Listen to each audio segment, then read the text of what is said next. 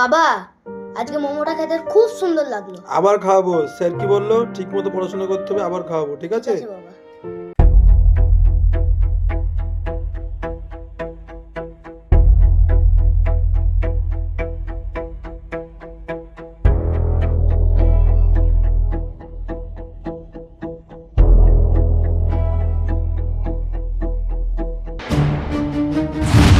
আরে কেউ দেখেনি, চলে যাও। চলে যাব?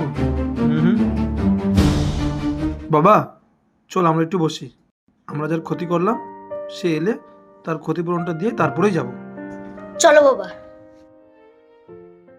যাক, ডিমগুলো নেওয়া হয়ে গেছে, বাম্পার করে সিদ্ধ করে খাবো। এ কি ডিমগুলো সব ভেঙে গেছে। আমার ডিমগুলো কে নষ্ট করলো? ক্ষমা করবেন দাদা, আপনার ডিমগুলো আমার সাথে এই বেডের ধাক্কায় ভেঙে পড়েছে। আমি 15 মিনিট ধরে আপনার জন্য অপেক্ষা করছি আপনার ক্ষতিপূরণ দেব বলে। 15 মিনিট ধরে আমার জন্য অপেক্ষা করছেন? হ্যাঁ দাদা। কি দরকার ছিল? আমি তো দেখিনি ডিমটাকে ভেঙেছে। আপনি চলে গেলেও পারতেন। আপনি ঠিকই বলেছেন, আপনি হয়তো দেখেননি ডিমগুলো কে ভেঙেছে, আমি চলে গেলেই পারতাম। কিন্তু আমার ছেলে তো দেখেছে যে আমার সাথে ডিমটা ভেঙেছে।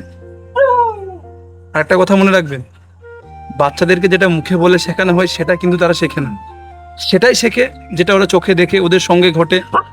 আর যদি আমি চুপচাপ এখান থেকে চলে যেতাম তাহলে আমার ছেলে কি ভাবতো? যদি কেউ না দেখে সেই পাপটা করা যায়। আমি চাই না ওর আদর্শের মধ্যে কোনো খারাপ কিছু ঢুকুক, কোনো চিন্তা ওর মনে আসুক। আমি চাই সবসময় ও মাথা উঁচু করে বেড়ে উঠুক, সমাজে কোনো খারাপ কাজ করার আগে দুবার ভাবুক। এর জন্য আমি যাইনি। আপনার কত হয়েছে বলুন, আমি দিয়ে দিচ্ছি। বাহ, আপনার চমৎকার শিক্ষা। আপনার ছেলেকে যে শিক্ষা দিয়ে ওর চরিত্রের মধ্যে তৈরি করছেন, এ আমার ডিমে হয়তো 150 টাকা দাম, কিন্তু এই শিক্ষা লাখ টাকার উপরেও খরচ করলেও পাওয়া যাবে না। আপনি খুব ভালো শিক্ষা দিচ্ছেন, এটাই সমাজে দরকার। যান, আমার ডিমের দরুন আর আপনাকে টাকা দিতে হবে না, আমি আপনাকে ক্ষমা করে দিলাম। ধন্যবাদ স্যার আপনাকে। চলো বাবা। চলো বাবা। বাবা, তুমি এই পৃথিবীর সব থেকে ভালো মানুষ। আই লাভ ইউ বাবা।